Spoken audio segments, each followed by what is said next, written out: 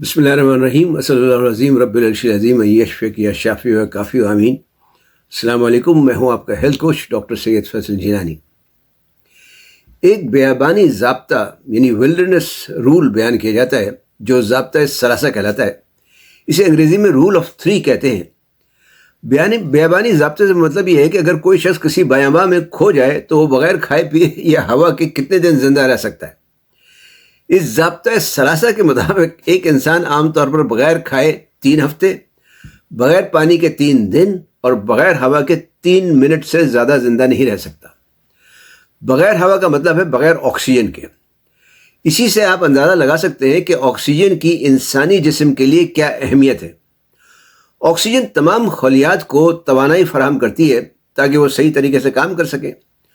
خون میں آکسیجن کی سطح معمول سے اگر کم ہو جائے تو اس کو ہائپوکسیمیا کہتے ہیں۔ اگر اس کا بروقت علاج نہ کیا جائے تو آکسیجن کی کمی دماغ، دل اور دیگر اعضاء کو شدید نقصان پہنچا سکتی ہے۔ آج کی اس ویڈیو میں آپ سے بات کریں گے کہ آکسیجن کی کمی کی کیا علامات و وجوہات ہیں، اور یہ بھی دیکھیں گے کہ ان کا تدارک کیسے کیا جا سکتا ہے۔ بات شروع کرنے سے پہلے آپ سے درخواست ہے کہ صحت و تندرستی کے بارے میں نئی معلومات حاصل کرنے کے لیے چینل سبسکرائب کر کے بیل آئیکن پر کلک کرنا نہ بھولیں تاکہ آپ کو آنے والی ویڈیوز کی بروقت اطلاع مل سکے۔ تو پہلا سوال تھا کہ آکسیجن کی کمی کی کیا علامات ہیں۔ یہاں میں آپ کو 12 ایسی علامات بتاؤں گا جو آکسیجن کی کمی کی نشاندہی کر سکتی ہیں۔ پہلی علامت، سانس لینے میں دشواری، جسے ڈسنیا کہتے ہیں، شارٹنیس آف بریتھ یعنی ڈسنیا۔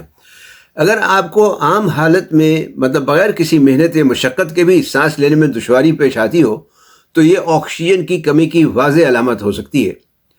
دوسری، تیز سانس لینا جو ٹیکنیا کہلاتا ہے، یعنی ریپڈ بریدنگ ٹیکنیا کہلاتا ہے۔ سانس پھولنے اور تیز سانس لینے میں فرق ہے۔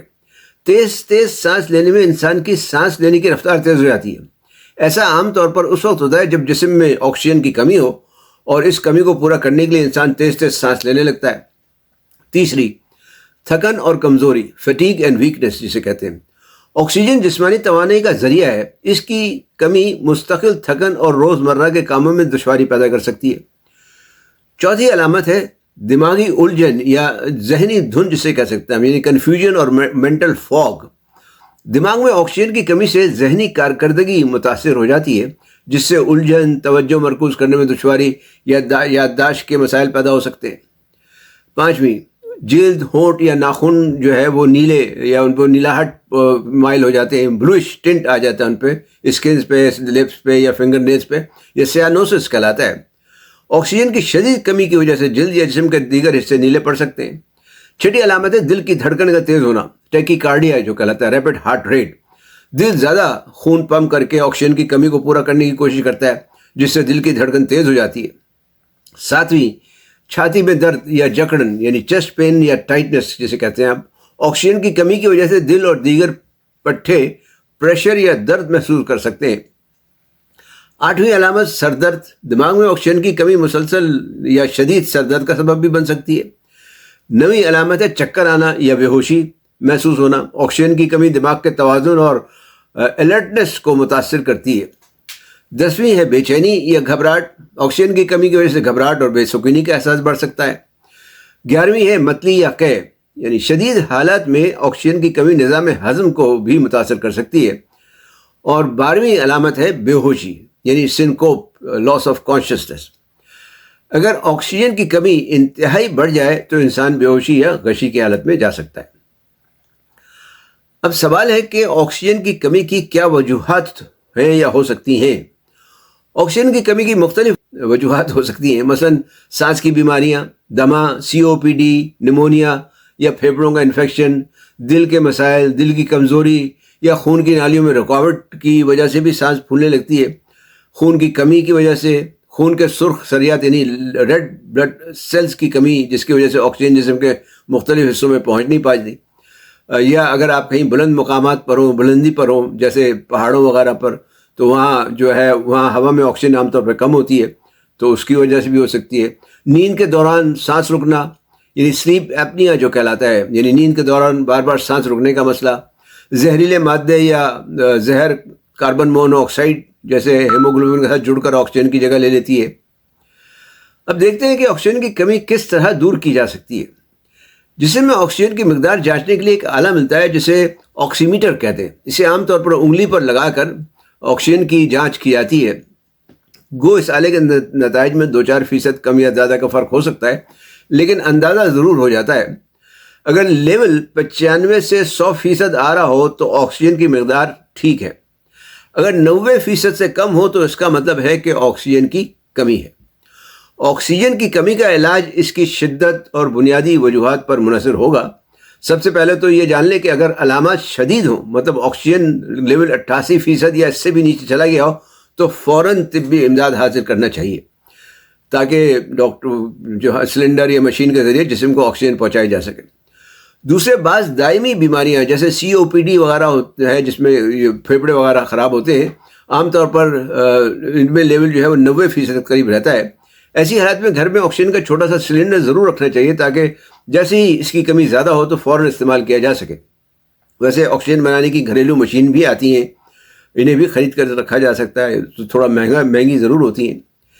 تیسرا کام جو آپ کر سکتے ہیں وہ ہے سانس لینے کی ٹیکنیک، جسے ڈایافراگمیٹک بریدنگ اور پرس لپ بریدنگ کہا جاتا ہے۔ اس میں ڈایافراگمیٹک بریدنگ میں آپ آہستہ آہستہ سانس اس طرح سے اندر کھینچتے ہیں کہ پہلے پھیپھڑوں کا جو نچلا حصہ یعنی پیٹ کی طرف جو ہے اس میں ہوا بھرے، اور پھر اوپر سینے کی طرف والا جو حصہ ہے اس میں ہوا بھرے، اور پھر باہر نکالتے ہوئے پہلے سینے سے باہر نکالتے ہیں اور پھر پیٹ سے یعنی نیچے سے باہر نکالتے ہیں۔ مطلب یہ کہ آپ آہستہ آہستہ ناک سے سانس اندر لیں اور پھر آہستہ آہستہ منہ کو گول کر کے باہر نکالیں، یعنی اس طرح سے۔ چوتھے، بیماریوں کا علاج کریں۔ دمہ یا دل کی بیماریوں کے علاج سے آکسیجن کی کمی رک سکتی ہے۔ پانچویں، فعال رہیں یعنی ایکٹیو رہیں، باقاعدہ ورزش وغیرہ کریں۔ پھیپھڑوں کی صلاحیت آکسیجن کی گردش جو ہے وہ کو بہتر بنانے کے لیے ورزش ایک اچھی چیز ہے۔ پھر ڈاکٹر کے مشورے کے مطابق ورزش کریں۔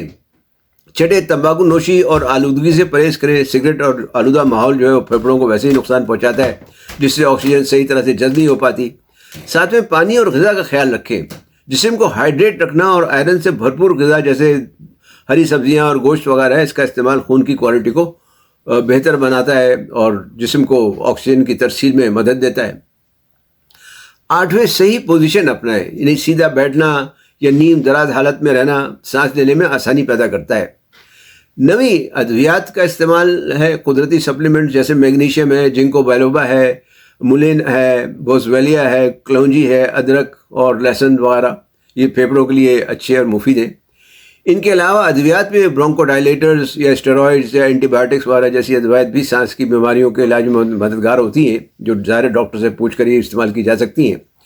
10ویں، اپنی آکسیجن مانیٹر کرتے رہا کریں، خاص طور پر ایسے لوگ جو کسی دائمی مرض میں مبتلا ہوں، انہیں اپنے آکسیجن لیولز کو باقاعدگی سے چیک کرتے رہنا چاہیے۔ 11ویں، اگر کسی بلند مقام پر آپ جا کر رہنا چاہتے ہو تو بلندی کے مطابق خود کو ایڈجسٹ کریں۔ رہائش جو ہے وہ آہستہ آہستہ بتدریج اختیار کریں تاکہ آکسیجن کی کمی سے بچا جا سکے۔ 12ویں، ذہنی سکون کی مشقیں کریں۔ یوگا اور مائنڈ فلنس جیسی مشقیں گھبراہٹ کو کم کرتی ہیں اور سانس کی رفتار کو مستحکم رکھتی ہیں۔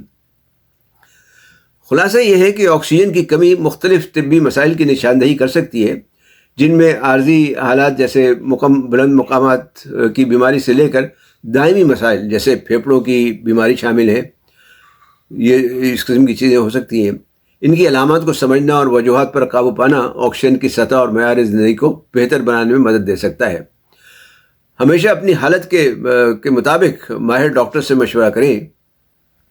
امید ہے یہ معلومات آپ کے لیے فائدہ مند ہوں گی۔ انہیں اپنے دوست احباب سے بھی شیئر کریں۔ علم پھیلانا بھی صدقہ جاریہ ہے۔ ویڈیو دیکھنے کا شکریہ۔ لائک اور کمنٹ کرنا نہ بھولیں۔ صحت مند، تندرست اور شاد آباد رہیں۔ والسلام علیکم ورحمۃ اللہ وبرکاتہ۔